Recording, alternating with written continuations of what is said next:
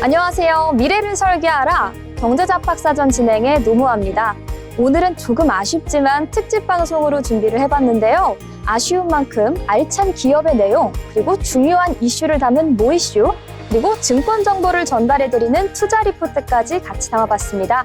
먼저 기업 사전 살펴보겠습니다.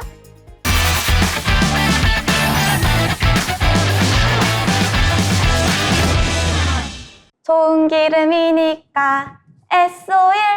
네, 어디서 들어본 적 있지 않으신가요? 네, 대한민국 도로 위 주유소 간판에서 가장 익숙한 이름 S-오일입니다. 네, 단순히 좋은 기름을 만드는 데서 멈추지 않고 이제는 좋은 에너지를 설계하는 회사, 정유의 시대를 넘어 새로운 에너지 시대를 준비하고 있는데요. 네, 오늘은 S-오일의 변화와 도전, 그 이야기를 함께 들어보시죠. 네, S-오일은 1976년 설립된 대한민국 대표 석유 정유화학 기업입니다. 네, 서울 마포구에 본사를 두고 울산 온산 공장에서 하루 약 66만 배럴의 원유를 처리하고 있습니다. 이 생산 규모는 아시아에서도 손꼽히는 수준인데요. 정제된 제품의 절반 이상이 수출되고 있을 만큼 S-오일은 국내를 넘어 세계 시장에서도 중요한 역할을 하고 있습니다. 네, S-오일의 사업 구조는 크게 세 가지입니다. 정유, 석유화학, 그리고 윤활기유 사업인데요. 정유 부문에서는 휘발유, 경유, 항공유 같은 생활과 산업에 연료를 공급하고 석유화학 부문에서는 파라자일렌, 벤젤 등 플라스틱과 섬유의 기초가 되는 원료를 생산합니다. 네, 윤활기유 부문에서는 고급 자동차 엔진 오일에 사용되는 고순도 기유를 만들어 프리미엄 시장을 선도하고 있습니다. 네, 하지만 S-오일은 단순히 기름을 파는 회사로 남지 않습니다. 최근 10년간 정유 중심 구조에서 친환경 에너지 기업으로의 전환을 추진해 왔는데요. 그 변화의 중심에는 샤인 프로젝트 수소 작업이 있습니다. 네, 먼저 샤인 프로젝트는 약 9조 원 규모의 대형 투자 사업인데요. 울산 공장 내에 새로 짓고 있는 설비로 정유 부산물을 고부가 가치 석유화학 제품으로 전환하는 역할을 합니다. 네, 2026년 완공 예정이며 연간 300만 톤 이상의 화학 제품을 생산할 수 있을 것으로 전망됩니다. 이 프로젝트가 완성되면 S-오일은 정유 중심 구조에서 정유와 화학이 결합된 종합 에너지 기업으로 거듭나게 됩니다. 네, 또 하나의 축은 수소와 저탄소 연료 사업인데요. S-오일은 모 회사인 사우디 아람코와 협력해 저탄소 수소와 암모니아 인프라 구축을 추진 중이며 연료전지 전문기업 FCI와 함께 수소 생산부터 충전, 활용까지 이어지는 수소 밸류체인을 구축하고 있습니다. 네, 2024년부터는 SAF와 바이오 재생지제를 시장에 공급하면서 친환경 에너지 시대에 발맞춰 나가고 있습니다. 네, 이제 실적을 살펴볼까요? 2023년 S-오일의 연간 매출은 약 38조 원, 영업이익은 1조 4천억 원을 기록했습니다. 2024년 4분기 기준으로는 매출 약 8조 9천억 원, 영업이익 약 2,600억 원으로 정제마진 회복과 석유화학 제품 판매 개선이 실적을 견인했습니다. 네, 또한 S-오일은 경영평가에서도 높은 점수를 받고 있는데요. 2024년 한국능률협회 컨설팅이 선정한 대한민국에서 가장 존경받는 기업, 정유 부문에서 9년 연속 1위를 차지했습니다. 네, 또한 고객 중심의 VOC 시스템과 환경 안전 통합 관리 체계를 운영하며 지속 가능한 생산 공정으로 평가받고 있습니다. 네, 물론 과제도 있습니다. 정유 산업은 국제유가, 환율, 정제마진 등 외부 요인에 민감하게 움직이는 구조인데요. 또한 중국 중심의 석유화학 공급 확대와 대규모 신규 투자의 장기화는 수익성에 부담으로 작용할 수 있습니다. 네, 하지만 S-오일은 이 모든 변동성 속에서도 미래를 준비하는 방향으로 놓치지 않고 있습니다. 네, 마지막으로 이쯤에서 떠오르는 친구, 바로 구도일이죠. 구도일이 달리고 있는 길, 그게 바로 S-오일의 방향입니다. 오늘의 연료를 넘어 내일의 에너지를 준비하는 기업, S-오일, 그들의 변화는 지금도 계속되고 있습니다. 좋은 기름에서 좋은 에너지로. 오늘의 기업 로그 S-오일이었습니다.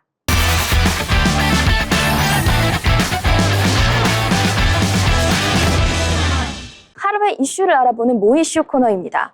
최근 유니클로의 인기가 심상치 않습니다. 모 회사인 패스트 리테일링의 지난해 매출은 무려 3조 4천억엔, 우리 돈으로 약 32조 원에 달하며 사상 최고치를 기록했는데요. 국내에서는 매출이 1조 원을 넘겼고 북미에서는 25%, 그리고 유럽에서는 무려 35%나 증가했습니다. 한때 노제팬 불매운동의 상징이었던 유니클로, 그랬던 브랜드가 다시 한번 성장의 모멘텀을 얻고 있다니 어떤 비결이 있었는지 궁금해지는 상황인데요. 도대체 유니클로는 어떻게 부활에 성공한 걸까요? 유니클로의 성장세는 이례적이라고 평가할 수 있을 것 같습니다. 본사인 패스트 리테일링 전체 매출의 80% 이상을 유니클로가 책임지고 있을 정도인데요. 특히 일본보다 해외에서 더 잘 나가고 있는 상황이라는 분석이 나왔습니다. 한국을 포함해 아시아, 북미, 그리고 유럽에서 매출과 영업이익이 모두 두 자릿수 성장을 기록한 바가 있는데요.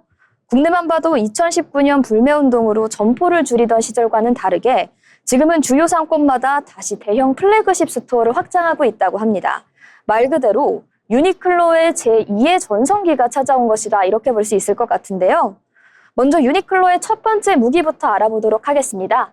많은 분들이 짐작하시는 것처럼 유니클로의 첫 번째 무기, 바로 가성비라고 할 수 있습니다. 좋은 원단과 깔끔한 디자인, 그럼에도 불구하고 합리적인 가격, 이 세 가지 조합이 다시 한번 소비자의 마음을 뒤흔든 것으로 보이는데요. 특히 인플레이션 시대가 오면서 좋은 옷을 오래 입자는 소비 트렌드가 확산된 것도 영향을 미친 것으로 보입니다. 유니클로의 기본템에 집중하는 전략이 정말 완벽하게 맞아떨어진 것으로 볼 수 있는데요. 티셔츠 하나, 그리고 청바지 한 벌에도 디테일이 살아있다는 인식이 자리 잡았고, 소비자들은 비슷한 품질에만 굳이 더 비싼 브랜드를 살 필요는 없다, 이런 인식을 갖게 된 겁니다. 유니클로가 강한 이유는 단순히 가성비 때문은 아닙니다. 두 번째 무기는 바로 품질에 있는데요. 저렴한 가격에도 불구하고 합리적인 품질을 유지하고 있다는 점이 유니클로의 강력한 무기인 셈입니다.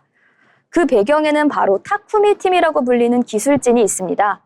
유니클로는 일본 섬유 산업에서 오랜 기간 숙련된 장인들을 모셔서 작업을 하는 것으로 유명한데요. 장인들을 직접 영입을 해서 품질을 관리한다고 합니다. 원단의 선택부터 봉제, 마감, 그리고 세탁 텍스트까지 모든 공정을 장인 시스템으로 관리를 하면서 품질을 유지하기 위해 노력한다고 합니다. 히트텍이나 에어리즌처럼 기술 기반의 기능성 의류가 탄생한 것도 바로 이 때문이라고 볼 수 있는데요. 즉 유니클로의 옷에는 저가 브랜드가 아닌 기술력과 노하우의 집약체가 숨어 있는 겁니다. 그래서 사람들은 말하곤 합니다. 이 가격이 이 퀄리티, 유니클로밖에 없다고 말입니다. 여기에 매 시즌 나타나는 협업 마케팅 역시 큰 역할을 했습니다. JW 앤더슨과 마르니, 심지어 아트워크 브랜드인 코스까지 유니클로는 디자이너 브랜드 감성을 바로 2, 3만 원대라는 합리적인 가격에 즐길 수 있게 판을 만들어준 셈이죠. 매 시즌마다 이번에는 어떤 브랜드와 유니클로가 협업을 할까? 이런 기대감이 불러일으킬 만큼 그 특유의 컬래버 감성이 지금의 유니클로를 바로 패션 콘텐츠로 만든 셈입니다. 하지만 이 모든 게 하루아침에 이루어졌던 것은 당연히 아닙니다. 2019년 있었던 노제팬 불매운동으로 인해 유니클로는 국내 매출은 반토막이 나고 점포 30곳 이상 문을 닫은 사례가 있었습니다. 그렇지만 유니클로는 공격 대신 침묵을 택했습니다. 가격을 낮추거나 광고를 늘리지도 않았습니다. 대신 상품력의 강화와 서비스의 개선이라는 중요한 두 가지 측면에만 집중을 했는데요. 먼저 매장 직원 교육을 다시 강화하고 오프라인 교육을 재정비했습니다. 그리고 2021년 이후에는 라이프웨어라는 슬로건으로 일상에 꼭 필요한 옷이라는 이미지를 다시 한번 쌓아 올렸습니다. 바로 소리 없이 묵직하게 돌아왔다, 이렇게 요약할 수 있을 것 같은데요. 유니클로는 단순한 의류 브랜드를 넘어섰다는 평가를 받고 있습니다. 그리고 글로벌 라이프스타일 기업으로 진화를 하고 있는 상황인데요. 최근에는 리사이클 프로그램의 확대, 그리고 친환경 원단 비준이 확대되면서 지속 가능성에 대한 투자도 늘어나고 있습니다. 특히 2030년까지 전 세계 매장을 무려 3,000개 이상으로 늘리겠다는 목표를 통해 공격적인 계획을 실천하고 있는데요. 물론 경쟁 역시 치열합니다. 자라와 H&M, 그리고 국내 스파 브랜드까지 다시 자리를 노리고 있죠. 하지만 유니클로의 강점은 여전합니다. 기본에 강한 브랜드, 트렌드가 아무리 바뀐다고 해도 좋은 품질, 그리고 합리적인 가격이라는 두 가지 무기는 언제든지 소비자의 마음을 움직일 수 있기 때문입니다. 한때 끝났다는 평가를 받기도 했던 유니클로가 이제는 다시 글로벌 패션의 중심으로 돌아왔습니다. 불매의 상징에서 다시 찾는 브랜드로 유니클로의 부활, 여러분은 어떻게 보셨나요? 오늘 모이슈에선 이렇게 유니클로의 성장 신화 다시 한번 소개해드렸습니다.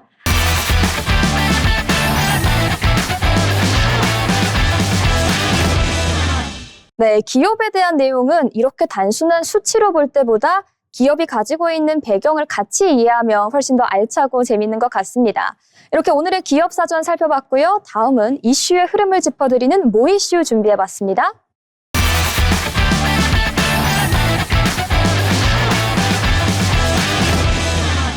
11월이 시작되면서 벌써부터 거리에는 크리스마스 풍경이 보이기 시작했습니다. 마치 크리스마스 선물을 열어보는 듯한 화려한 장식과 예쁜 연출은 벌써부터 크리스마스의 기대감을 높이고 있는데요. 그 중심에는 백화점 3사가 있습니다. 연말 성수기를 앞두고 신세계, 롯데, 현대, 백화점 3사의 크리스마스 트리 전쟁이 다시 시작됐습니다. 각 백화점들은 크리스마스 타운 조성부터 대형 미디어 스크린, 초대형 트리 연출까지 소비자들의 연말 감성을 자극하는 경쟁을 시작했습니다. 지난달 31일 롯데백화점을 시작으로 크리스마스 연출이 시작이 되었는데요. 통상 11월 둘째 주부터 하던 크리스마스 이벤트를 이번 연도에는 2주가량 일찍 시작했습니다. 먼저 롯데백화점은 서울 본점과 잠실점 외벽에 약 3만 개의 LED 조명을 설치해 롯데타운 크리스마스 파사데를 선보였습니다. 특히 본점은 조명 연출 범위를 본관에서 에비뉴엘까지 넓혀 더욱 웅장한 크리스마스 풍경을 완성했는데요. 또 이달 말 잠실 롯데타운 장디광장에서 수도권 최대 규모의 크리스마스 마켓을 개최할 예정입니다. 신세계는 지난해에 이어 명동 신세계 스퀘어를 중심으로 대형 빛 연출을 선보입니다. 올해는 11월 7일부터 소공동 본점 신세계 스퀘어에서 크리스마스를 주제로 한 영상을 공개하는데요. 스크린 면적을 지난해보다 61.3제곱미터 늘렸고요. 초대형 미디어월로 업그레이드했습니다. 시간을 잇는 마법의 세계를 주제로 선보이는 신세계 스퀘어. 이번 연도 역시 기대가 됩니다. 현대백화점은 올해 콘셉트를 크리스마스 공방으로 정했습니다. 더현대 서울 5층 사운드 포레스트에서 시그니처 캐릭터 아기곰 해리의 크리스마스 여정이 펼쳐집니다. 방문객들은 산타의 집, 선물 공방 등을 관람할 수 있습니다. 더현대 서울의 크리스마스 마을을 보기 위해 지난 주말에만 벌써 이틀 동안 2만 명의 인파가 몰렸는데요. 관람은 사전 예약제이며 지난달 네이버 1차 예약은 동시 접속자 4만 5천 명이 몰리면서 30분 만에 마감될 정도로 역시 인기를 보였습니다. 백화점이 크리스마스 장식에 공들이는 이유는 최근 몇 년간 인증샷 성지로 떠올라 뛰어난 집객 효과를 받기 때문입니다. 신세계백화점은 지난해 11월부터 올해 1월 말까지 신세계 스퀘어에 무려 100만 명이 다녀갔습니다. 롯데백화점의 크리스마스 마켓은 40만 명이, 더현대 서울의 크리스마스 공간에는 누적 100만 명이 방문을 했는데요. 즉 백화점 크리스마스 장식은 단순한 볼거리를 넘어 체류 시간 증가, 방문 유도, 매출 상승이라는 선순환을 만들어냈습니다. 소비자가 백화점을 방문해 사진을 찍고 콘텐츠를 즐길 수 있는 공간을 만들어 체류 시간을 매출로 전환하는 구조인 셈입니다. 전체 매출 중 약 30%가 집중되는 4분기. 소비 심리가 둔화된 상황에서 고객 경험을 극대화하는 전략은 더욱 중요해졌습니다. 반짝이는 조명 아래 캐럴이 울려 펴지는 공간, 연말을 준비하는 따뜻한 순간들이 다시 시작됩니다. 백화점의 크리스마스 풍경은 우리에게 가장 먼저 다가오는 연말 선물일지도 모릅니다. 지금까지 모이슈였습니다.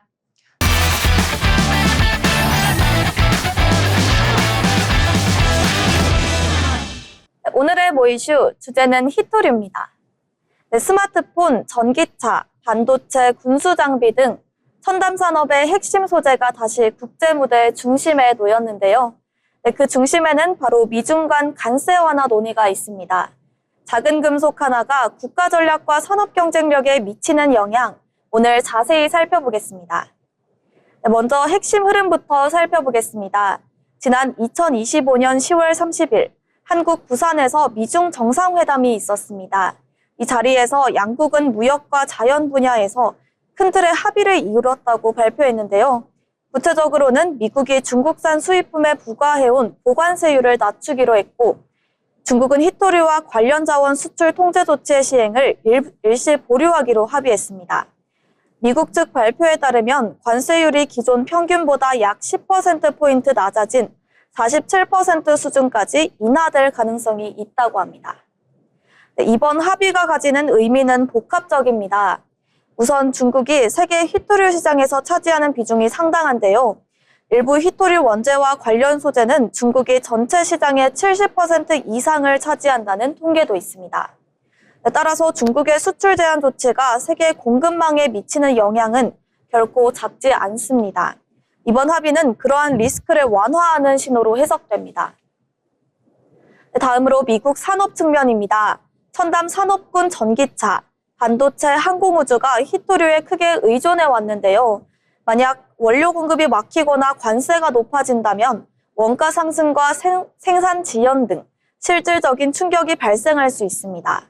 이번 조치로 인해 미국 기업들은 다소 숨통이 트일 가능성이 열렸습니다.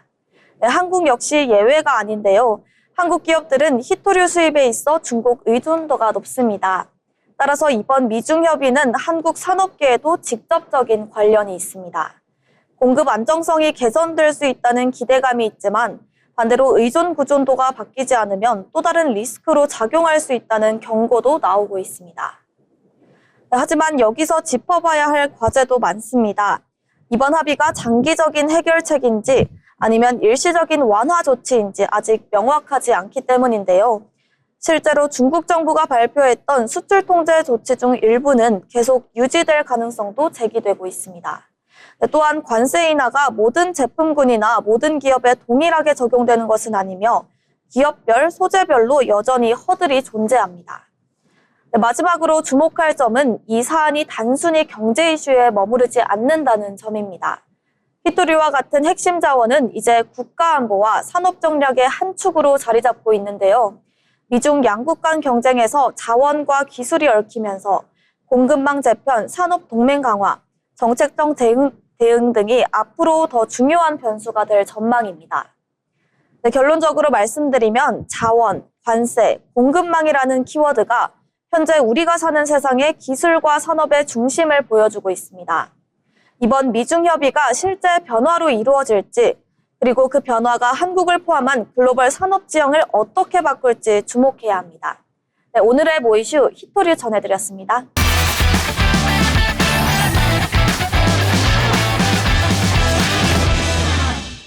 네, 이렇게 최근 이슈의 흐름까지 살펴봤는데요. 마지막으로는 저희 경제잡학사전의 핵심 코너라고 할 수 있죠. 투자의 길을 알려드리는 투자 리포트 시간입니다. 오늘은 어떤 리포트가 준비되어 있을지 같이 살펴보시죠.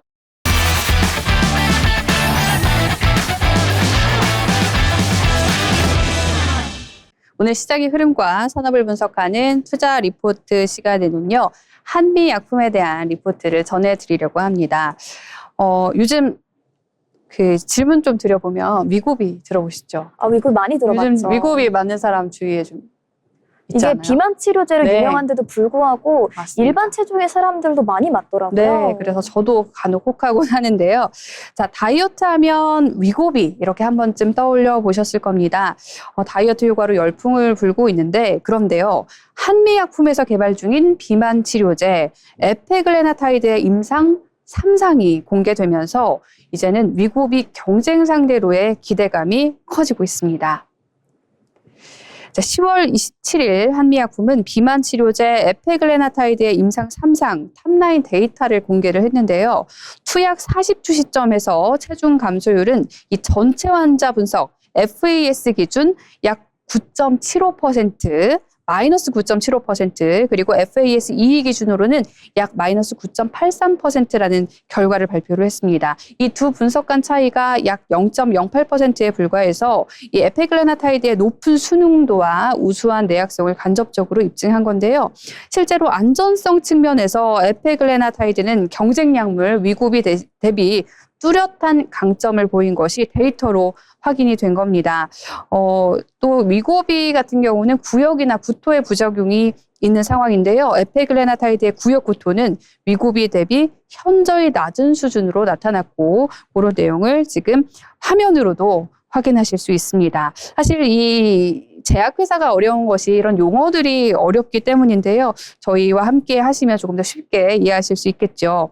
GLP-1 계열 약물의 일반적인 평가 시점은 64에서 68주 투여 후 평가인데요. 한미약품은 식약처 가이드라인에 따라 빠른 허가를 받기 위해서 40주차 결과를 미리 제출했습니다. 이후 추가 24주 투여 후 64주차 결과 발표 예정이니까 계속해서 지켜봐야겠고요. 자, 40주차 기준 에페글레나타이드의 체중 감소율은 위약 보정 약 마이너스 8.13%로 위고비 스텝 7 임상의 44주차 결과와 유사한 체중 감소 효능을 입증했는데요. 결과적으로 결론만 말씀을 드리면 더 짧은 투여 기간에 위고비와 비슷한 효능을 보였다. 이렇게 생각하시면 될 것 같습니다. 두 번째 투자 포인트도 전해드리겠습니다. 자, 에페글레나타이드는 합리적인 가격 경쟁력, 또 경쟁 약물 대비 우수한 안전성과 내약성, 그리고 한국인에게 적합한 세부 데이터를 갖추면서 국내 비만 시장에서 과반 이상의 점유율을 확보할 것이라는 전망이 현재 나오고 있습니다. 특히 2026년 내년은요, 한미약품의 실적과 R&D 모두에서 도약의 해가 될 것으로 전망되고 있는데요. 북경 한미법인 정상화, 그리고 에페글레나타이드의 매출이 실제로 반영되는 해가 될 것이라는 기대감이 있고요. 연결 기준 OPM 약 16%로 역대 최고 수준의 수익성을 달성할 거라는 전망이 나오고 있습니다. 자, 이 밖에 여러 가지 호재들이 많은데요. 에페글레나타이드 64주 체중 감소 결과, 아까 말씀드린 듯이 곧 발표를 앞두고 있는 상황인데요. 각 임상에서 좀 긍정적인 결과가 나올 경우에 이번 에페글레나타이드 임상 성과를 뛰어넘는 파이프라인 가치 재평가까지 이루어질 거라는 전망이 나오고 있습니다. 자, 이런 부분들을 반영한 목표 주가 상향이 나왔습니다. DS증권은요, 한미약품에 대해서 목표 주가를 기존의 47만 원에서 51만 원까지로 상향 조정을 했는데요. 에페글레나타이드 임상 3상 결과에 따라서 이 파이프라인 성공률을 상향 조정을 한 겁니다. 앞서 언급드린 안전성과 내약성, 그리고 위고비와 유사한 효능, 그리고 한국인에게 적합한 세부 데이터, 또 합리적인 가격 경쟁력까지 이 세 가지를 바탕으로 국내 비만 치료제 시장에서는 과반 이상의 점유율을 확보할 수 있을 것이다라는 전망, 최대 약 52.8%라는 구체적인 수치까지 전망이 나왔고요. 여기에 더해서 해외 진출까지 가시화될 경우 이 에페글레나타이드의 가치를 아예 상향 조정할 수 있다라는 언급도 나왔습니다. DS증권은 한미약품의 기업 가치를 총 6조 3,346억 원으로 제시했고요. 여기에는요, 한미약품의 차세대 파이프라인이죠. 근육 보존제는 포함되어 있지 않습니다. 내년 하반기 임상 1상 데이터 확인 이후 2027년 상반기 임상 이상에서 이 고용량 장기 데이터 확인 이후 가치 산정에 포함할 예정이라고 하는데요. 자, 이렇게 되면 여러 면에서 한미약품의 가치가 대폭 상향 조정될 수 있다라는 내용을 전했습니다. 자, 오늘 브리핑이 여러분의 투자 판단에 도움되셨길 바라면서요. 지금까지 한미약품에 관한 투자 리포트 전해드렸습니다.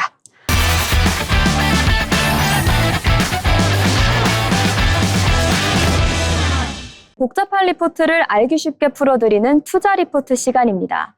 오늘 유진투자증권의 한병화 애널리스트의 리포트를 준비해봤는데요. 에코프로비엠, 바로 2차전지 대장주죠. 현재 시가총액 약 15조 8천억 원에 해당하는 코스닥 시가총액 상위 기업인데요. 최근에는 주가가 고점 대비 약 76% 하락하면서 투자자 여러분들 근심이 많으셨을 것 같습니다. 과연 에코프로비엠 앞으로의 전망은 어떨지 오늘 리포트와 함께 확인해 보도록 하겠습니다.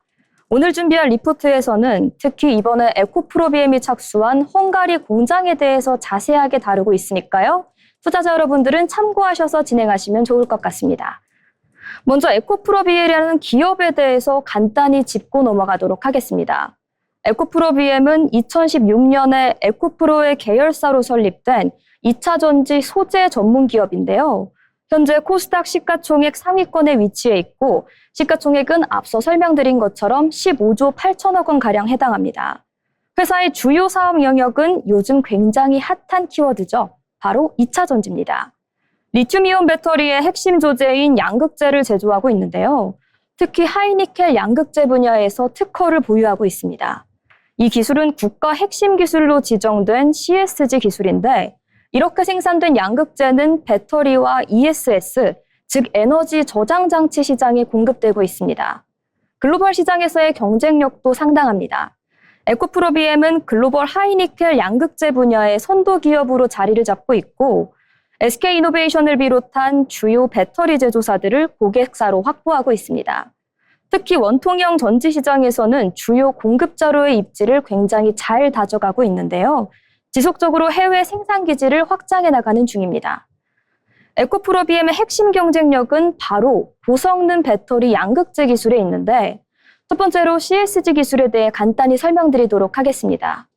CSG는 연속 구형 성장 기술을 의미하는데 이 기술은 니켈 함량 80% 이상의 하이니켈 양극재 생산을 돕습니다. 배터리의 에너지 밀도와 수명을 전반적으로 획기적으로 향상시킬 수 있는데요. 또한 고안전성 양극재 소재를 개발하는 데도 이 기술이 굉장히 핵심적인 역할을 해주고 있습니다. 주요 제품 라인업도 살펴보시면요. NCA 양극재가 있습니다. 니켈, 코발트, 그리고 알루미늄을 주요 소재로 하는 양극재인데 또 NCM 양극재도 생산하고 있습니다. NCM의 경우에는 니켈과 코발트, 그리고 망간을 주요 소재로 사용합니다. 특히 원통형 전지용으로 특화된 제품들을 생산하고 있으며 ESS용 고성능 양극재 역시 제품의 라인업에 포함되어 있습니다. 연구개발 및 특허 현황에 대해서도 주목해 볼 만한데요. 에코프로 BM은 양극재 관련 핵심 특허를 다수 보유하고 있고 지속적으로 연구와 개발 그리고 투자를 확대해 나가는 중입니다. 현재 차세대 양극재 기술 개발도 진행 중이며 이를 통해 글로벌 기술 경쟁력을 강화해 나가는 추세입니다. 이제 본격적으로 에코프로 BM의 3분기 실적 분석해 보도록 하겠습니다. 에코프로 BM의 3분기 매출액은 6,250억 원을 기록했는데 전년 동기 대비 무려 19.8%나 증가한 수치입니다. 그렇지만 영업이익은 507억 원으로 전년 동기에 적자였던 것에 비해 올해는 흑자 전환에 성공했습니다. 그런데 시장의 컨센서스와 비교해보면 조금 다른 부분이 나옵니다. 시장에서는 매출액 7,517억 원, 영업이익은 440억 원을 예상했었는데요. 매출액은 예상을 하회했지만 영업이익은 오히려 예상을 상회하는 결과가 나왔습니다. 매출이 예상보다 추진했던 주요 원인은 아무래도 주요 고객사인 유럽의 전기차용 양극재 제조의 조정 때문입니다. 유럽 전기차 시장의 수요가 예상보다 둔화되면서 배터리 제조사들이 재고를 조정했고 이것이 자연스럽게 양극재 주문의 감소로 이어졌기 때문인데요. 하지만 긍정적인 부분도 분명히 존재합니다. 전동구와 ESS용 양극재 매출은 전년 대비 21% 증가하면서 예상을 상회했습니다. 전기차 부분이 어려움을 겪는 동안 다른 응용 부문에서 상승세를 보였다. 이렇게 요약할 수 있을 것 같습니다. 영업이익이 예상보다 좋았던 이유는 특별한 요인이 있었습니다. 바로 인도네시아 니켈 재련소 투자법인과 관련된 투자이익 418억 원이 계상되면서 흑자 기준을 전반적으로 유지할 수 있었던 건데요. 이 인도네시아 투자법인은 중국 관련 지분율이 25%로 미국의 IRA 법안에서 정한 PE의 예외 규정, 즉 중국 관련 지분율 40% 이하 규정을 충족하고 있습니다. 따라서 에코프로 BM의 미국향 사업에는 앞으로도 문제 없을 것이다. 이런 긍정적인 전망도 제시되고 있습니다. 이제 에코프로 BM의 가장 중요한 프로젝트라 할 수 있는 헝가리 공장에 대해서 알아보려고 하는데요. 헝가리 공장 프로젝트의 개요부터 설명드리겠습니다. 에코프로 BM은 헝가리 데브레첸시에 약 18만 제곱미터 규모의 공장 부지를 신설했습니다. 이것은 약 5만 4천 평 정도의 면적인데 이 공장이 에코프로 BM의 유럽 내 첫 번째 생산 기지가 될 예정입니다. 데브레첸이라는 위치는 전략적으로 매우 중요한데요. 이곳은 유럽 배터리 벨트의 중심부에 위치하고 있습니다. 주변에 SK이노베이션과 삼성 SDI 등 주요 배터리 제조사들의 공장이 위치하고 있고 BMW나 메르세데스 벤츠 같은 완성차 업체들의 공장도 위치하고 있습니다. 공장 가동은 2026년 2분기로 예정이 되어 있는데요. 투자 및 생산 계획을 보면 총 투자 규모 약 1조 2천억 원에 해당합니다. 이 공장에서는 연간 10만 톤 규모의 고성능 양극재를 생산할 예정이고 생산 능력은 단계적으로 확대될 예정이며 현지 인력 채용과 기술 이전도 같이 진행됩니다. 구체적인 가동 일정 보시면요. 공장은 총 3개의 생산 라인으로 구동되어 있고 2025년 2분기에 첫 번째 라인이 가동을 시작하고 2분기에 그리고 두 번째 라인이 추가로 가동될 예정입니다. 나머지 라인도 순차적으로 가동을 늘려가면서 점진적으로 생산 능력 키워갈 예정입니다. 헝가리 공장이 에코프로 BM에게 어떤 전략적인 의미를 갖는지도 간단히 설명드리겠습니다. 먼저 유럽 시장 진출 확대 전략 측면입니다. 헝가리 공장을 통해 에코프로 BM은 유럽 전기차 시장 공략이 가능해지게 되는데요. 현지 생산을 통해 물류 비용을 대폭 절감할 수 있고 한국에서 배로 운송하는 것에 비해 납기도 크게 단축이 됩니다. 또한 이후에 배터리 규제에 대응하기가 훨씬 용이해집니다. 2027년부터 시행되는 TCA 규정에 따르면 배터리 부품의 65%를 유럽 영내에서 생산해야 합니다. 이 조건을 충족하지 못하면 10%의 관세가 부과되게 되는데요. 에코프로 BM은 현지 공장을 통해 이 규제를 완벽하게 대응할 수 있습니다. 유럽은 환경 구제가 매우 엄격한 지역이기 때문에 이런 탄소 발자국의 감소는 고객사들에게도 큰 도움이 됩니다. 또한 유럽 고객사와의 긴밀한 협력도 가능해진다는 점도 빼놓을 수 없을 것 같습니다. 물리적으로 가까운 거리에 있다는 것은 단순히 물류만의 문제는 아닙니다. 기술 협력과 제품 개발, 그리고 품질 관리 등 모든 측면에서 더 긴밀하게 소통할 수 있을 것으로 기대됩니다. 이 같은 소식을 바탕으로 유진투자증권은 에코프로 BM에 대한 투자 의견을 매수로 유지하고 있습니다. 목표 주가 역시 18만 원으로 같게 유지를 했는데요. 지금 주가까지의 상승 여력은 약 11% 정도고 에코프로 BM의 전고점은 58만 4천 원 수준이었습니다. 현재 주가는 최고가 대비 약 72.95% 정도 하락한 수준이라는 것 참고해 주시면 좋을 것 같습니다. 이렇게 오늘 에코프롬에 대해서 알아봤는데 단기적으로는 고객사의 재고 조정, 글로벌 수요의 불확실성 등 여러 가지 도전을 마주하고 있습니다. 그렇지만 헝가리 공장의 중국 및 가동을 통해 유럽 현지의 생산 기반을 갖추면서 장기적인 성장 동력을 확보하게 됐다는 점이 긍정적인 점으로 작용한 것 같습니다. 특히 유럽 배터리 시장 내 규제 대응, 그리고 글로벌 고객사와의 협력 강화, 공급망의 다변화 측면에서 중장기 경쟁력이 강화된 것으로 보입니다. 그럼 오늘의 투자 리포트 여기서 마치겠습니다.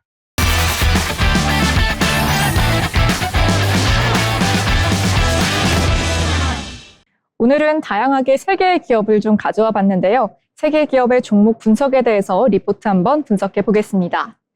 먼저 현대일렉트릭에 대해서 가져와 봤는데요. 먼저 소개해드릴 기업, 바로 HD 현대일렉트릭입니다. 키움증권에서 발표한 리포트를 바탕으로 말씀드릴 텐데요. 이번 리포트에서 이 회사를 탈중국 청구서의 직접적인 수혜주로 분리하고 있습니다. 왜일까요? 배경부터 짚고 가보죠. 요즘 글로벌 산업계에서는 리쇼어링 그리고 서플라이 체인 디커플링, 즉 공급망 재편이 화두로 떠오르고 있습니다. 이 과정에서 전력 인프라 산업이 핵심 영역으로 부각이 되고 있는데요. 특히 미국이 추진 중인 인플레이션 감축법, 한마디로 IRA가 전 세계 관련 기업들에 큰 영향을 미치고 있습니다. 이 IRA라는 건 단순히 에너지 세금 감면이 아니라 친환경 인프라에 대한 전방위적인 투자 촉진 법안인데요. 재생에너지와 송배전, 전기차, 반도체까지 모두 포괄하는 광범위한 법안입니다. 그중에서도 전력망 현대화는 핵심 중의 핵심인데요. 이와 관련해서 가장 눈에 띄는 수혜가 예상되는 기업이 바로 HD 현대일렉트릭이라고 합니다. 이 기업은 변압기나 차단기, 고압 전력 설비 등 송배전 핵심 장비를 제조하는 기업입니다. 전 세계 70여 개국에 제품을 수출하고 있고요. 한국과 베트남, 인도, 그리고 UAE에도 제품을 수출하고 있습니다. 대표적인 글로벌 전력기기 전문 회사인 건데요. 키움증권 리포트에 따르면요.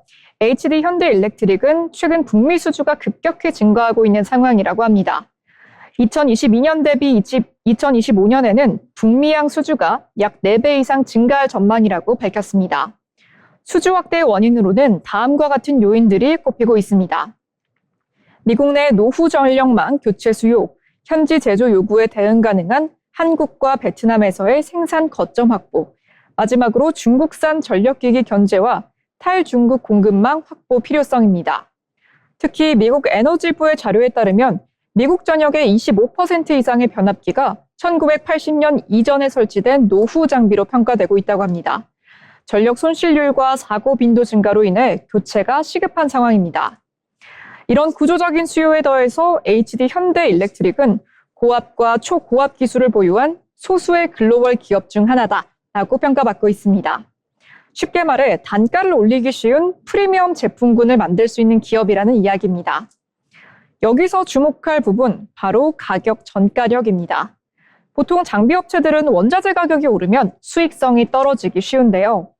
HD 현대일렉트릭은 수주형 비즈니스 모델을 통해서 원자재 가격 상승분을 수주가에 반영할 수 있는 구조를 가지고 있다고 합니다.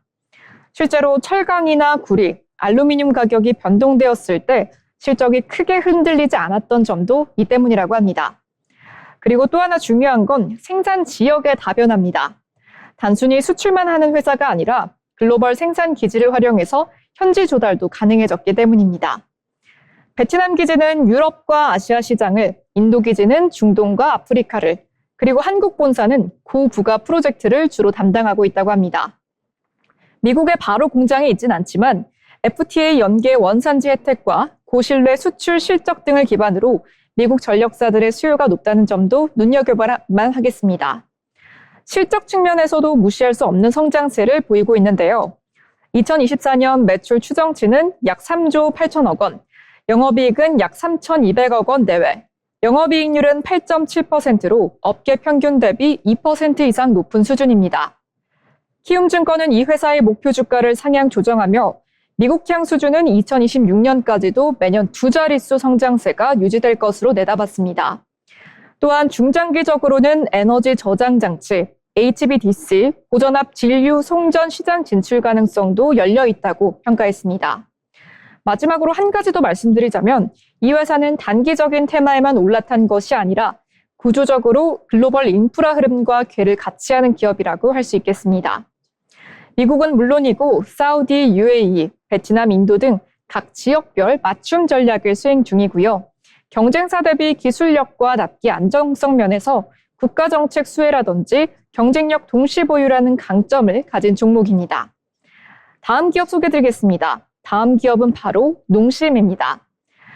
농심은 DS투자증권에서 추천하는 종목인데요. 반등의 성막이 시작됐다고 평가하고 있습니다. 그동안은 다소 잠잠했던 종목이지만 2024년을 기점으로 다시 한번 실적과 브랜드 가치 모두에서 재평가를 받을 수 있는 기업이다라고 평가가 되고 있습니다. 그럼 지금부터 다시 왜 농심이 주목받고 있는지를 한번 살펴보겠습니다.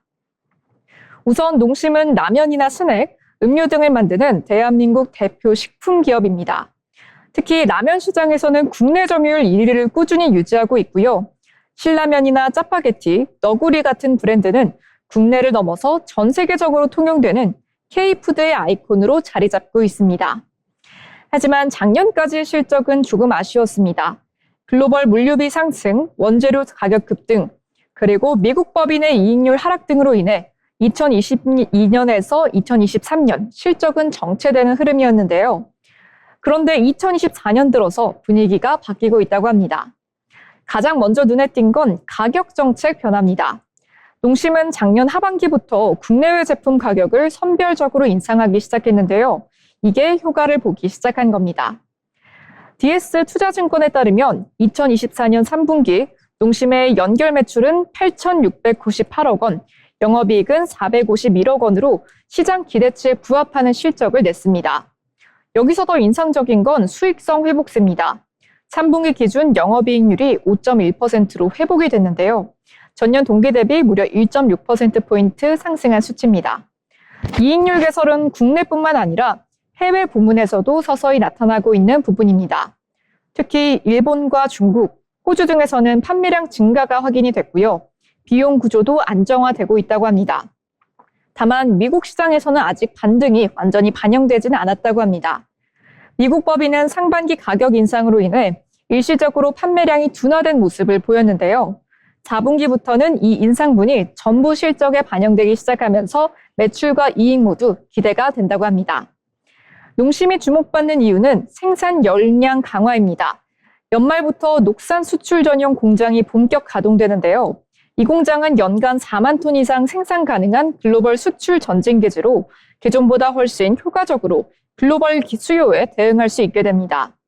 특히 미국과 유럽, 중동 등에서 K푸드 열풍이 이어지는 가운데 이 공장이 본격적으로 가동되면 납기 안정성과 공급 확대가 동시에 가능해지기 때문에 해외 바이어들의 수요 대응력이 훨씬 좋아질 것으로 보입니다. 또한 농심은 최근 마케팅 전략도 대대적으로 재정비하고 있습니다.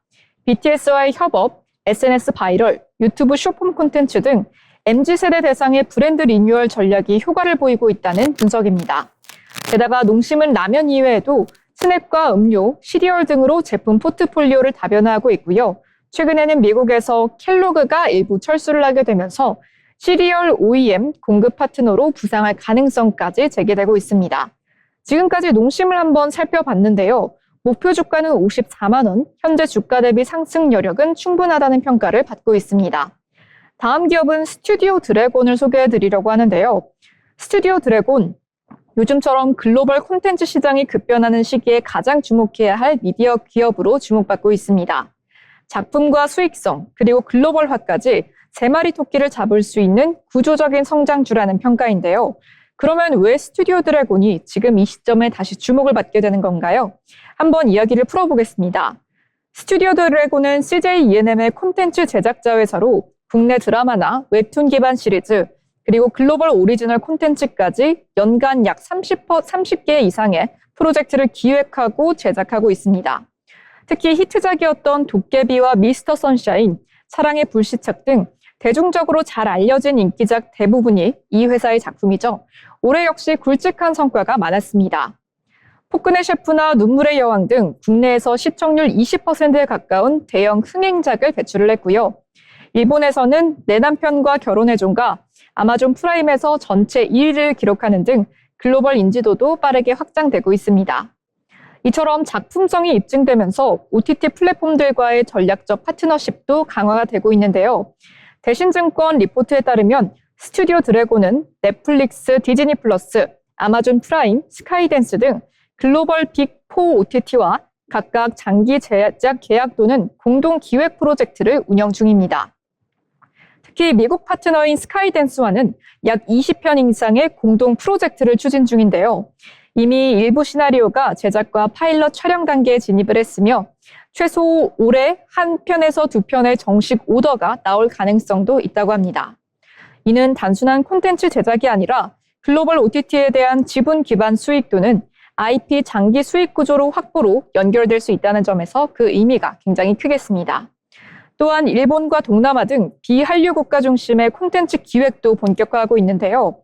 그동안 한국 드라마, K-드라마 팬층 중심으로 소비가 되었지만 스튜디오 드래곤은 이를 넘어서 현지 문화 기반의 원소스 멀티유즈 콘텐츠 전략을 강화하고 있습니다.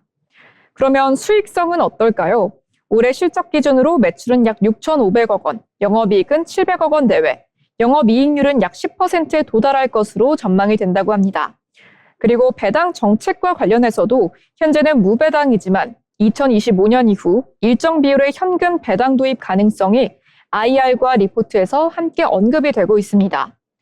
주가 측면에서도 저점 대비 반등세가 이어지고 있습니다. 대신증권은 스튜디오 드래곤의 적정 가치로 주당 64,000원, 현재 주가 대비 약 56%의 상승 여력이 있다고 점쳤는데요. 이는 단기 실적 회복뿐 아니라 콘텐츠 IP의 가치, 플랫폼 협업 안정성, 수익 구조의 구조적 변화를 반영한 수치입니다. 한편 스튜디오 드래곤은 제작사 중에서도 기획력과 판권력, 유통 협상력 이 3가지 모두를 갖춘 회사로 평가를 받고 있습니다. 다른 제작사들이 주로 외주 위주라면 이 회사는 IP 보유율이 높다는 점이 큰 장점이고요. 글로벌 유통까지 직접 챙길 수 있는 역량이 있다는 점이 투자자 입장에서 매우 큰 강점입니다. 정리하자면요. 스튜디오 드래곤은 드라마 잘 만드는 회사가 아닙니다. 이제는 K 콘텐츠 수출의 플랫폼화된 중추, 그리고 콘텐츠 산업에서 안정적인 수익 창출이 가능한 고급 스튜디오로 평가를 받고 있습니다. 이렇게 오늘 리포트 브리핑에서는 키움증권과 DS투자증권, 대신증권에서 발표한 리포트를 바탕으로 각기 다른 산업에서 주목할 만한 3가지 기업의 사례를 한번 살펴봤습니다. 이처럼 서로 다른 업종임에도 불구하고 3기업은 모두 글로벌 확장과 안정적인 수익 구조의 질적 개선이라는 공동된 투자 포인트를 가지고 있습니다. 그런 점에서 오늘 소개해드린 기업, 충분히 관심 있게 지켜볼 만한 종목이다라고 평가하고 싶은데요. 이상으로 오늘의 리포트 브리핑 마치겠습니다.